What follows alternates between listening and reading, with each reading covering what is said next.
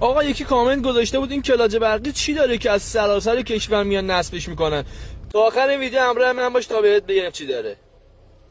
مشتری عزیزمون از استان یزد در خدمت شما هستیم. نصب کلاج اتوماتیک اتاکو مدل HAC پلاس که الان نصب شد روی خودروی پارس مدل 93 که بر اساس دکمه بغل سرده. ببینید من دکمه رو میگیرم، کلاج به صورت هوشمند پای میره، دیگه نیازی به کلاج پای شما نداری. دکمه رو میگیرید دنده یک و تا زمانی که گاز حرکت نمیکنه دو حالت هست. هم حالت HAC داره که زمانی که فعالش میکنه دیگه نیازی به گاز دادن نداره. ببینید الان من پامو از ترمز که برمیدارم دقیقاً مثل ماشین اتومات شروع به حرکت میکنه. و حالت دومش هم زمانی که HAC رو غیر فعال میکنه تا زمانی که گاز حرکتی نداره، دقیقاً مثل ماشین اتومات. چه دنده یک و چه دنده عقب.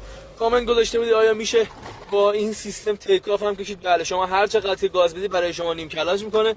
الان بنده دنده یک هستم، کاملا به صورت هوشمند حتی تیک آف هم برات میکشه و با هر سرعت و هر دنده‌ای که باشی ترمز کنی خاموش نمیشه. آپشن HAC رو توضیح دادم و هر زمان خواستید میتونید خاموش کنید.